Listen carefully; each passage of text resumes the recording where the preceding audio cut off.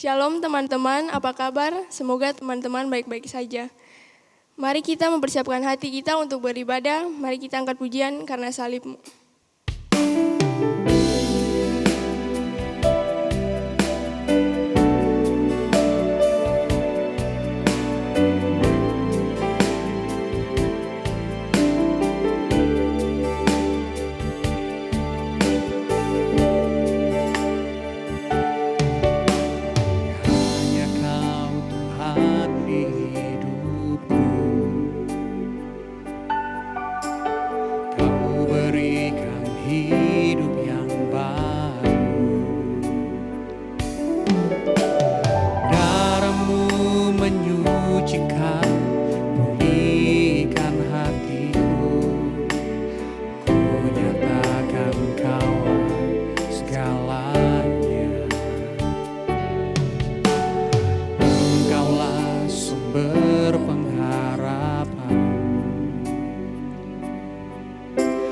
Kuasa-Mu sanggup menyembuhkan. Jiwaku pun berserah hanya kepadamu. Yesus, Kaulah segalanya.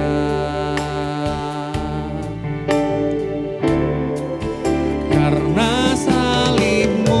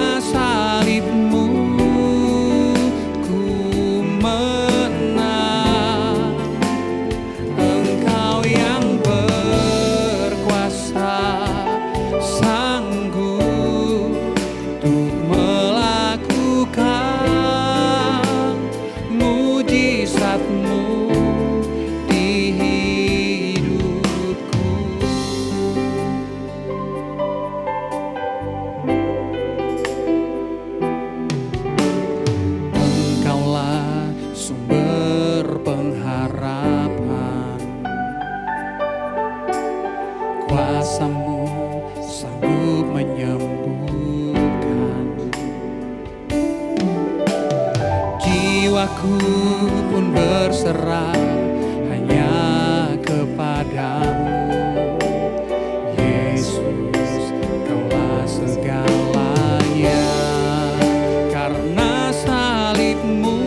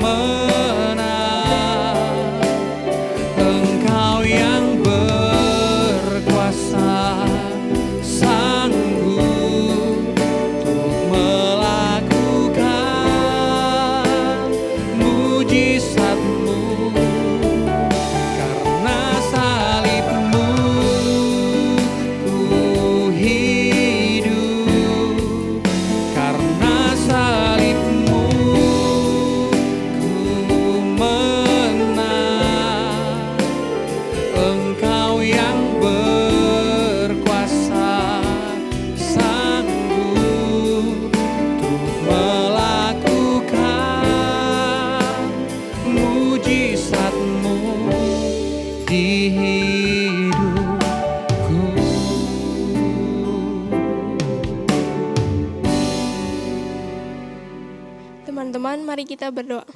Tuhan, terima kasih telah mengumpulkan kami kembali pada malam hari ini untuk beribadah. Walaupun ibadah kami dalam bentuk online, kiranya Engkau berkati ibadah ini dari awal, pertengahan, hingga akhir. Dalam nama Tuhan Yesus kami berdoa, amin. Teman-teman, Tuhan Yesus sangat baik bagi kita. Tuhan menjaga kita, Tuhan memelihara kita, dan terus melindungi kita. Mari kita angkat pujian, Ku beri kuasa.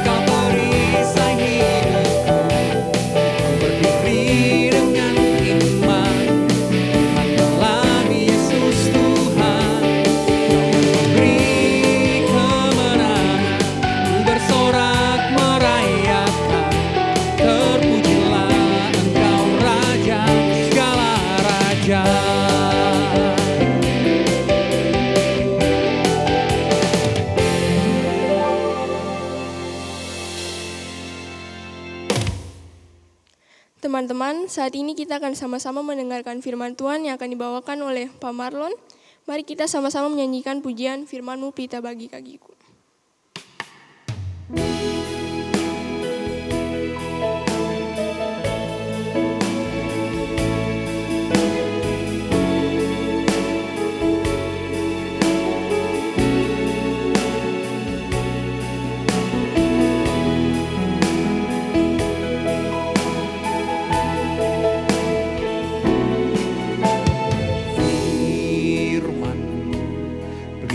Bagi kakiku, terang bagi jalanku.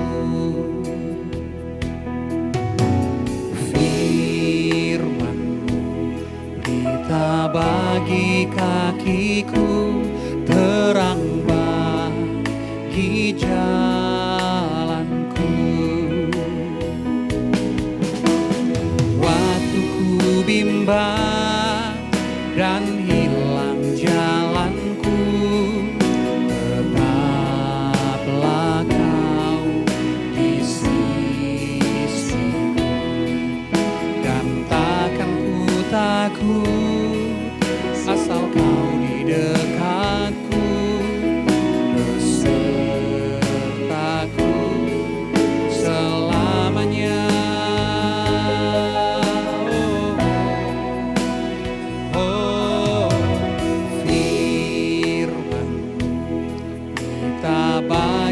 Kakiku terang bagi jalanku.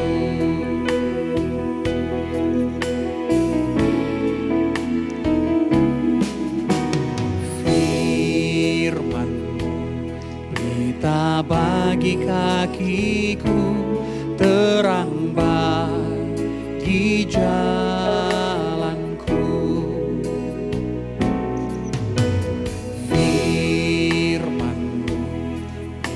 Bagi kakiku, terang bagi jalanku. Waktu ku bimbang dan hilang jalanku, tetaplah Kau di sisiku, dan takkan ku takut asal Kau di dekatku, besertaku selamanya.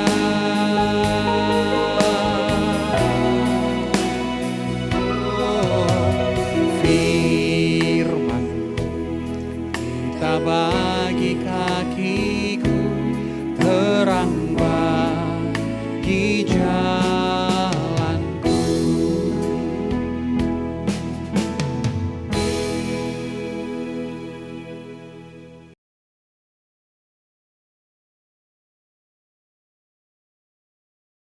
Baik teman-teman, kita akan membaca dan merenungkan firman Tuhan. Sebelumnya mari kita berdoa.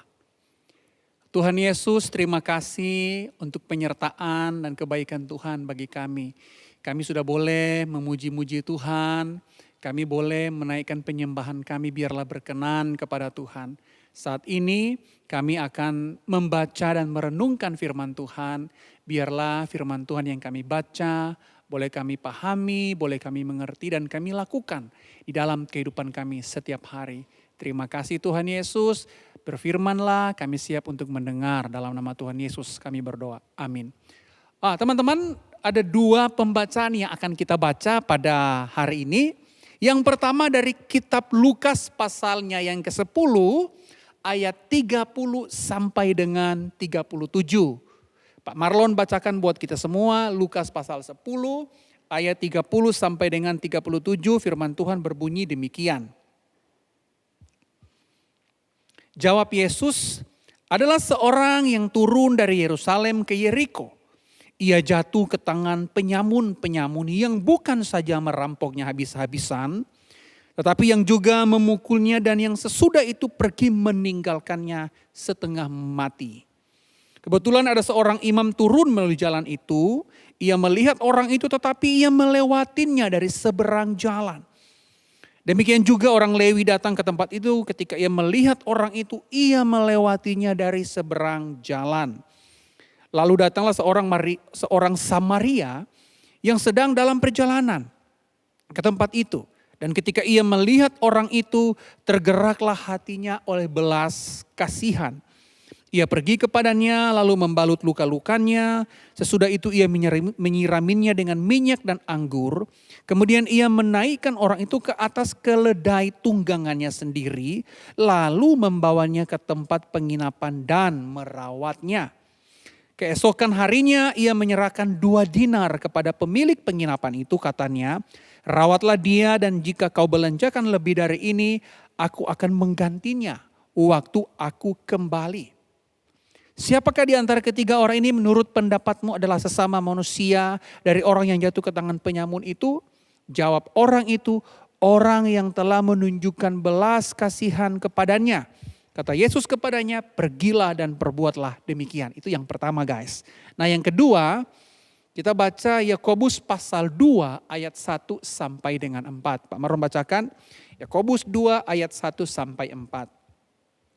Saudara-saudaraku, sebagai orang yang beriman kepada Yesus Kristus Tuhan kita yang mulia, janganlah iman itu kamu amalkan dengan memandang muka. Sebab jika ada seorang masuk ke dalam kumpulanmu dengan memakai cincin emas dan pakaian indah, dan datang juga seorang miskin ke situ dengan memakai pakaian buruk, dan kamu menghormati orang yang berpakaian indah itu dan berkata kepadanya, silakan Tuan duduk di depan yang baik ini. Sedang kepada orang yang miskin itu kamu berkata, berdirilah di sana atau duduklah di lantai, ini dekat tumpuan kakiku. Bukankah kamu telah membuat perbedaan di dalam hatimu dan bertindak sebagai hakim dengan pikiran yang jahat? Sekian jauh firman Tuhan. Nah teman-teman yang diberkati Tuhan, tema perenungan kita malam hari ini adalah eksklusif versus inklusif atau eksklusif lawan inklusif. Apa yang terlintas dalam pikiran teman-teman ketika teman-teman mendengar kata eksklusif? Nah teman-teman, ketika kita mendengar kata eksklusif, apa tuh yang muncul di dalam pikiran kita ini nih? Nah eksklusif berarti tindakan yang membeda-bedakan orang. Misalnya nih, kalau orang kaya, kita mau bergaul, kita mau berteman. Tapi kalau orang miskin, kita menjauhinya. Atau kita membeda-bedakan orang berdasarkan warna kulit. Kalau dia warna kulit hitam, dia hanya mau bergaul dengan orang kulit hitam. Kalau dia warna kulit coklat, dia hanya mau bergaul dengan warna kulit coklat. Atau kalau dia warna kulit putih, dia hanya mau bergaul dengan warna kulit putih. Atau, saya ini orang Ambon, mereka bukan orang Ambon, kita gak boleh berteman. Nah itu eksklusif teman-teman. Eksklusif berarti kita bergaul atau berelasi dengan membeda-bedakan orang. Atau kita pilih kasih. Nah sikap ini teman-teman atau sifat ini adalah sifat yang tidak adil. Sifat ini adalah sifat yang sombong, yang memandang orang lain lebih rendah. Sikap ini sikap yang suka membeda-bedakan orang. Dan teman-teman harus tahu sikap ini adalah sikap yang tidak pantas. Nah, sikap eksklusif inilah yang kemudian ditegur dan dinasihati firman Tuhan dalam pembacaan yang sudah kita baca. Dalam kitab Yakobus, firman Tuhan menuliskan begini teman-teman. Jangan memandang muka karena kasih tidak membedakan. Sekali lagi, kita tidak boleh membeda-bedakan orang.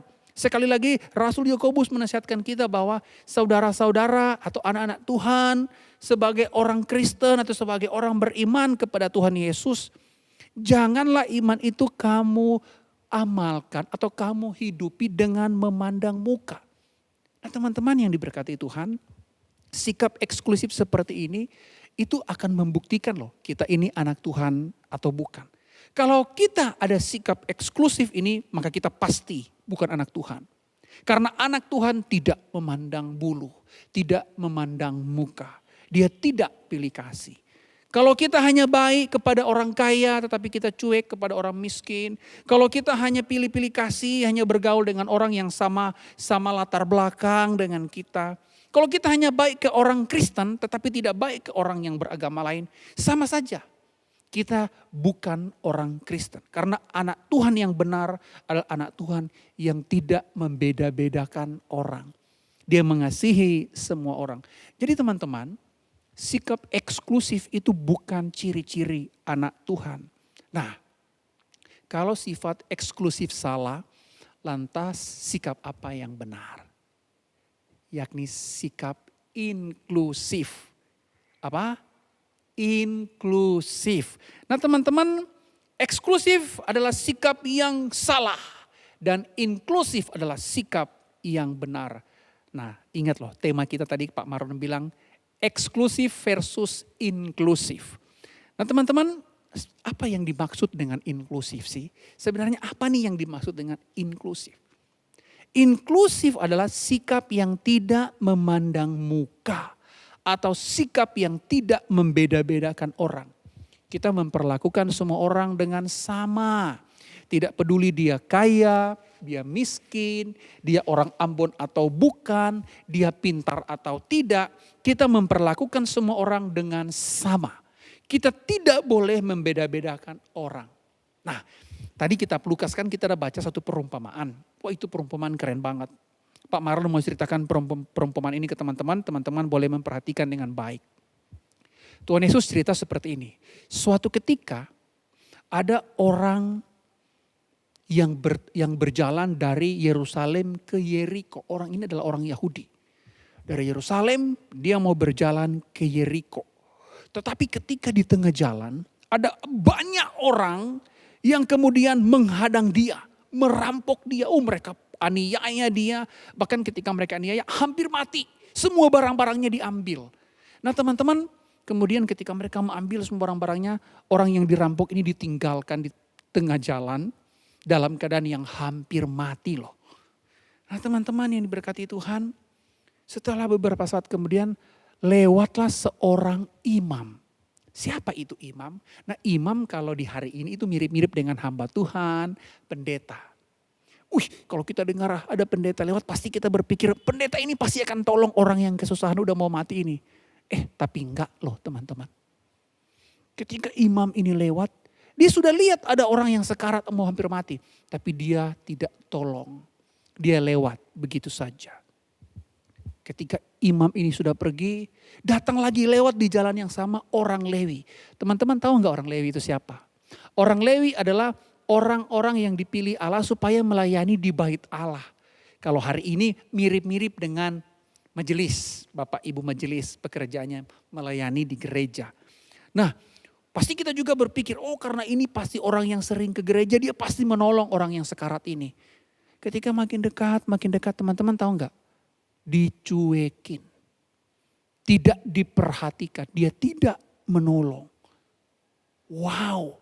Yang lewat tadi pendeta atau hamba Tuhan atau imam. Dan orang yang pelayanan di gereja, orang Lewi. Atau hari ini mirip-mirip dengan majelis. Tapi di antara mereka tidak ada yang menolong. Wah. Kemudian lewatlah orang Samaria. Teman-teman tahu gak orang Samaria dari mana? Orang Samaria ini musuh bebuyutan orang Yahudi. Nah yang korban itu yang udah mau mati itu orang Yahudi. Yang lewat itu terakhir orang Samaria. Pasti kita berpikir tidak mungkin orang Samaria ini akan tolong. Kan yang itu yang babak belur mau matikan itu musuhnya mereka. Tetapi menarik loh teman-teman. Ternyata yang menolong orang yang babak belur itu adalah orang Samaria. Orang Samaria tidak peduli dia orang Yahudi atau bukan. Dia musuh atau bukan. Tapi ketika dia lihat, dia menolong, dia merawat, dia mengobati, dia bawa di kota, dia taruh di penginapan untuk dirawat. Dan bahkan dia membayar loh. Nah teman-teman yang diberkati Tuhan, dia tidak membedakan orang.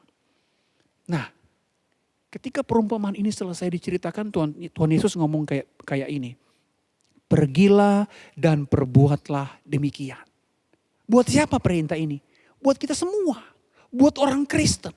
Buat Pak Marlon dan buat teman-teman. Pergilah dan perbuatlah demikian. Perbuat apa? Kasihilah orang-orang tanpa memandang muka.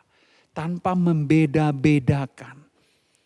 Tuhan Yesus meminta kita untuk mengasihi sesama dengan tidak membeda-bedakan orang, tidak peduli dia miskin, dia kaya, dia orang Ambon atau bukan, dia pintar atau tidak. Tuhan Yesus mau kita memperlakukan semua orang dengan sama. Kita tidak membeda-bedakan orang. Jadi hari ini teman-teman, Pak Marlon mengajak kita semua remaja Gereja Kristen Kalam Kudus Ambon. Mari kita tidak melakukan sikap yang eksklusif, tidak. Tapi kita menghidupi sikap yang inklusif. Mengasihi semua orang, tidak memandang muka. Jangan bergaul secara eksklusif atau pilih-pilih muka. Tetapi mari kita mengikuti teladan hidup Tuhan Yesus yang mengasihi semua orang, yang tidak membeda-bedakan. Dimanapun teman-teman berada, di tempat bermain, di sekolah, di gereja, mari kita hidup dengan tidak membeda-bedakan. Tuhan Yesus memberkati. Amin. Mari kita berdoa. Tuhan Yesus, terima kasih untuk firman Tuhan yang boleh kami baca, kami renungkan, biar dapat kami hidupi di dalam kehidupan kami sebagai remaja Kristen. Tuhan, kami tahu kami masih muda, namun biarlah Tuhan menolong kami agar kami mampu hidup dengan tidak membeda-bedakan orang, mengasihi tidak membeda-bedakan orang, dan betul-betul meneladani Tuhan Yesus yang mengasihi semua orang. Terima kasih Bapa, dalam nama Yesus kami berdoa. Amin. Terima kasih untuk Pak Marlon yang telah menyampaikan firman Tuhan. Teman-teman, saat ini kita akan menutup persekutuan remaja kita pada hari ini. Mari sama-sama kita angkat pujian arti kehadiran.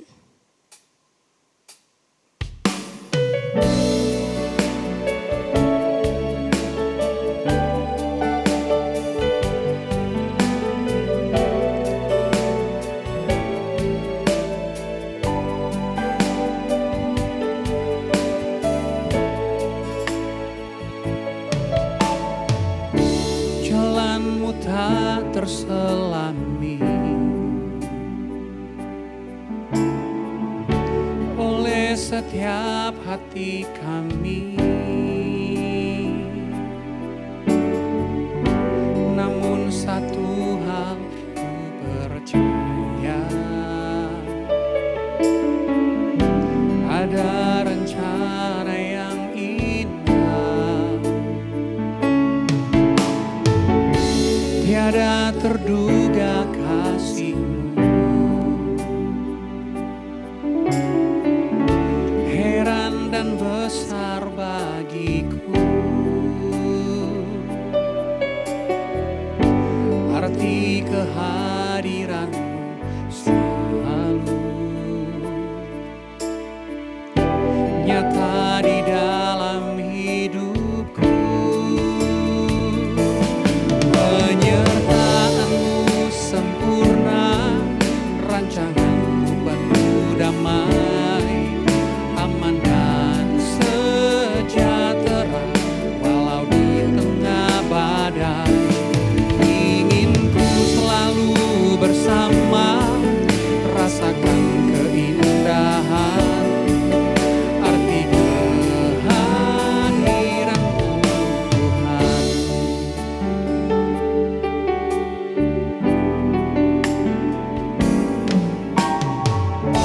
Tiada terduga kasih-Mu, heran dan besar bagiku, arti kehadiran-Mu selalu nyata di dalam hidupku. Penyertaan-Mu sempurna, rancangan-Mu penuh damai, aman dan sejahtera walau di tengah badai. Ingin ku selalu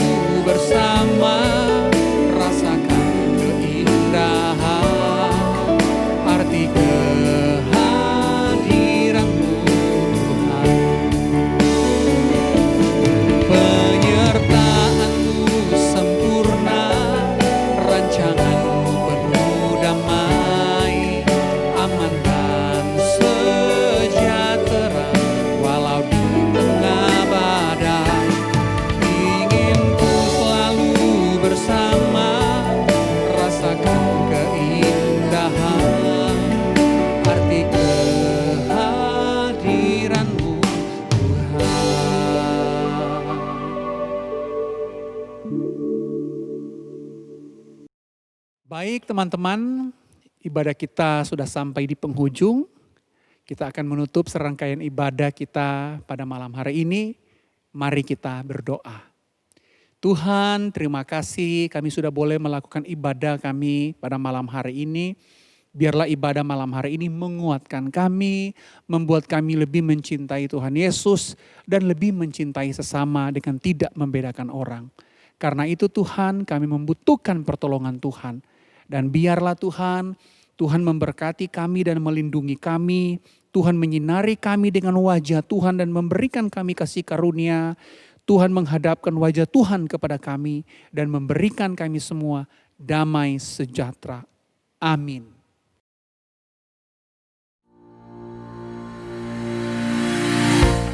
Baik teman-teman, ibadah kita sudah selesai. Ada beberapa pengumuman yang Pak Maron ingin sampaikan. Yang pertama, tetap semangat meskipun ibadah di rumah, meskipun sekolah dari rumah. Pak Maron berharap teman-teman tetap tekun, tetap setia. Yang kedua, jangan lupa minggu depan ibadah kita seperti biasa, ibadah online. Sabar-sabar ya, kita masih belum bisa ketemu di gereja, masih corona. Jadi semoga teman-teman tetap semangat dimanapun teman-teman berada. Pak Maron berharap Tuhan terus menyertai kita semua. Sampai berjumpa minggu depan.